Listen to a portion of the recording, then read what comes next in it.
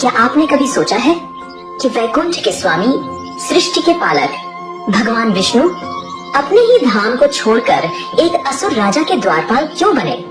ये कहानी सिर्फ एक अवतार की नहीं, ये कहानी है एक वचन की, एक छल की और उस भक्ति की जिसने स्वयं भगवान को भी एक बंधन में बांध लिया था। ये कहानी उस रहस्य से शुरू होती है जब माता लक्ष्मी ने अपने ही पति को वैकुंठ में नहीं पाया। वैकुंठ जहाँ आनंद की धारा बहती थी, आज वहाँ महीनों से एक सन्नाटा पसरा था। ब्रह्मांड के स्वामी अपने सिंहासन पर नहीं थे। माता लक्ष्मी का हृदय व्याकुल था। उन्हें पता था कि उनके प्रभु कहाँ हैं, पर वो उन्हें वापस लाने में असमर्थ थी। देवर्षि नारद वीणा बजाते हुए प्रवेश करते हैं। नारायण नारायण माते, आपके मुख पर ये चिंता की लकीरें। त्रिलोक में सब कुशल तो है, प्रभु कहाँ हैं? प्रणाम देवर्षि। क्या कुशल कहूँ, जिनके होने से ही सब कुशल होता है वही यहाँ नहीं है। मेरे स्वामी, मेरे नारायण पाताल लोक में है। पाताल लोक में? पर क्यों माते? वहाँ तो असुर सम्राट बलि का शासन है। प्रभु वहाँ क्या कर रहे हैं? वही तो मेरे दुख का कारण है नारद। वो राजा बलि के द्वारपाल बने हुए हैं। क्या? ये तो असंभव है। देवों के रक्षक एक असुर के प्रहरी? ये कैसे हुआ माते? इस अनहोनी के पीछे की कथा क्या है? ये कथा शुरू होती है एक भक्त के अहंकार से, एक गुरु की चालाकी से और मेरे प्रभु के एक छल से। लेकिन क्या आप जानते हैं कि इस छल में एक ऐसी वस्तु का प्रयोग हुआ था जो शुक्राचार्य की सबसे बड़ी गलती बन गई? वो वस्तु क्या थी? इसका जवाब हम वीडियो के अंत में आपसे पूछेंगे, तो कहानी को ध्यान से देखिएगा। ये कहानी उस समय की है जब धरती पर एक ऐसा राजा था जिसके दान के चर्चे देवलोक तक में थे। वो था प्रहलाद का पौत्र, असुर सम्राट बलि। बलि अपने दादा की तरह ही विष्णु भक्त था, पर उसकी भक्ति में एक सूक्ष्म अहंकार था। गुरुदेव, मेरी तपस्या और मेरे दान ने मुझे इंद्र से भी महान बना दिया है। स्वर्ग पर मेरा अधिकार है। अब केवल एक अंतिम अश्वमेध यज्ञ शेष है। उसके पूर्ण होते ही मैं त्रिलोक का स्थायी स्वामी बन जाऊंगा। बलि, तुम्हारी शक्ति असीमित है, इसमें कोई संदेह नहीं, पर याद रखना, देवता छल करने में माहिर है और तुम्हारे दादा को स्वयं नारायण का वरदान प्राप्त था कि वो तुम्हारे वंश का विनाश नहीं करेंगे, लेकिन वो छल से तुम्हें रोक सकते हैं। मुझे किसी अनिष्ट की आशंका हो रही है। आप व्यर्थ चिंता करते हैं गुरुदेव। अगर स्वयं नारायण भी मेरे सामने याचक बनकर आ जाएं, तो मैं उन्हें भी खाली हाथ नहीं लौटाऊंगा।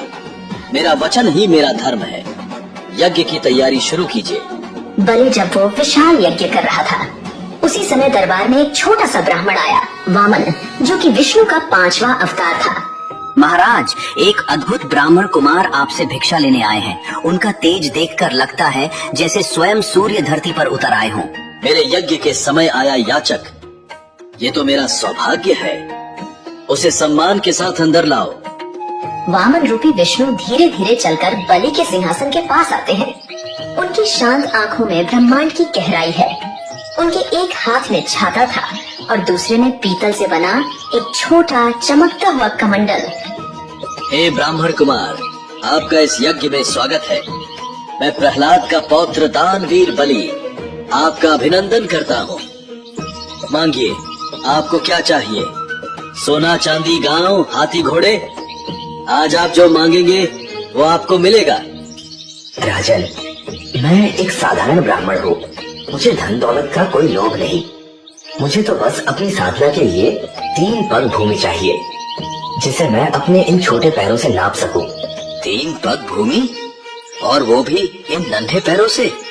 हे बालक, तुम तो मेरे दान का उपहास कर रहे हो।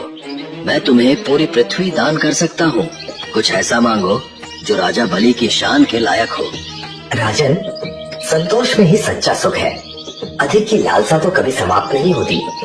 मुझे केवल 3 पग भूमि ही चाहिए। अब अपने वचन से पीछे मत हटिए। बलि, रुक जाओ। मेरी बात मानो, ये कोई साधारण बालक नहीं है, ये स्वयं विष्णु है, छल करने आए हैं। ये तुम्हारा सब कुछ छीन लेंगे, इन्हें कुछ भी दान करने का संकल्प मत लो।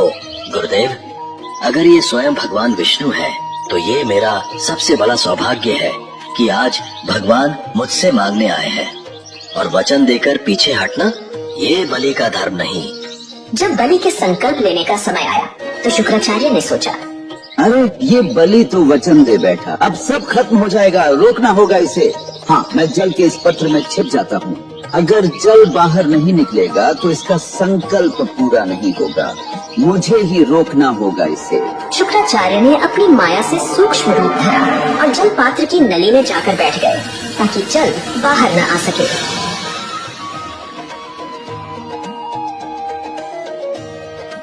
अरे जल क्यों नहीं निकल रहा? वामन सब समझ रहे थे। तभी वामन मुस्कुराए और उन्होंने सूखी नुकीली कुश घास का एक तिनका उठाया और मुस्कुराते हुए उसे पात्र की नली में डाल दिया। बलि ने अपना संकल्प पूरा किया और जैसे ही ये शब्द उसके मुख से निकले, इतिहास ने एक नया मोड़ लिया। उस छोटे से ब्राह्मण बालक का शरीर अब पूरे ब्रह्मांड में फैल रहा था। वो वामन नहीं, अब त्रिविक्रम थे। उन्होंने अपना पहला कदम उठाया और एक ही पग में समस्त भूलोक नप गया। उन्होंने अपना दूसरा कदम उठाया और दूसरे पग में संपूर्ण देवलोक और ब्रह्मलोक तक नप गया। विराट भगवान विष्णु बलि की ओर देखते हैं।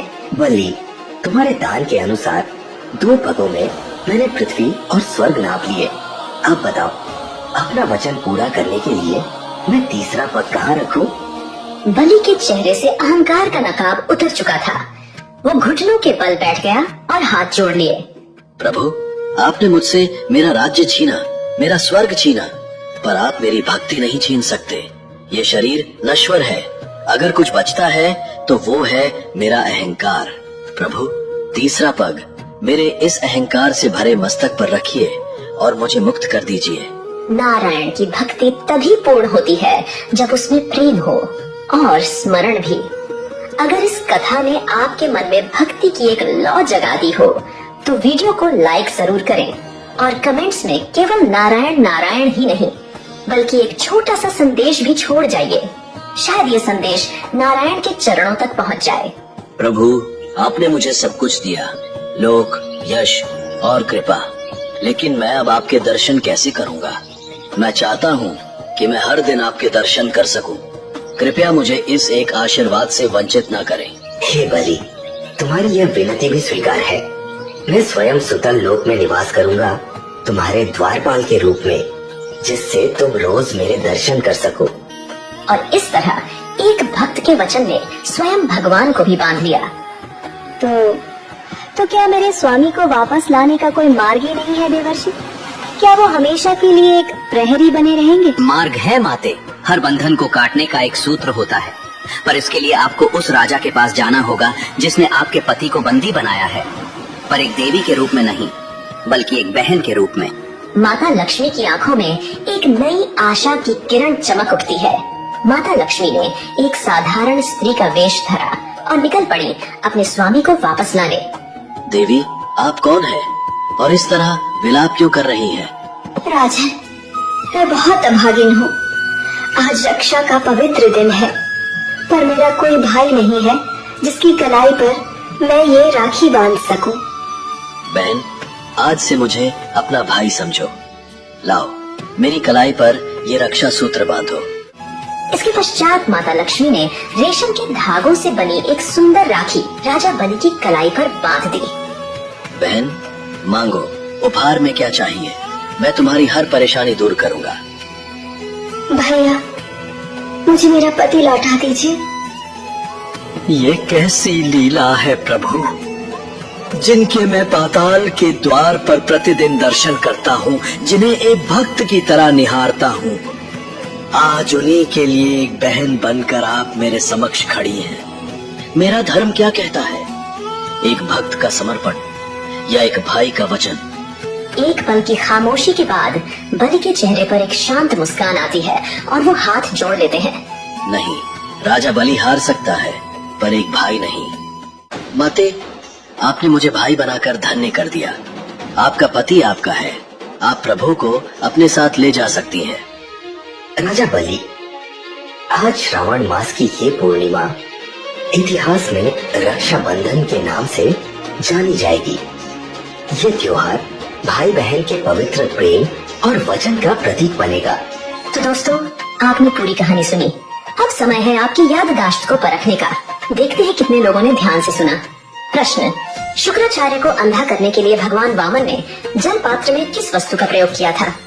ए, अपनी उंगली, बी, एक पत्थर, सी, कुछ घास का तिनका, डी, एक स्वर्ण शलाका। सही उत्तर नीचे कमेंट करें और बनिए क्विज चैंपियन। हो सकता है अगली कथा में लिया जाए आपका नाम। जैसे हनुमान जी राम जी की मदद करते थे, वैसे ही आप भी हमारी मदद कर सकते हो। अगर आप चाहते हो कि हम हिंदू धर्म की प्यारी परंपरा और कहानियों को और भी लोगों तक पहुंचाएं, तो बस 29 रुपए महीने के देकर हमारे साथी बन जाओ। आपकी सहायता से हम और भी अच्छी एनिमेशन वीडियो बनाएंगे। ज्वाइन करें और निश्चित करें कि आपका सहयोग सही दिशा में धर्म का प्रचार कर रहा है।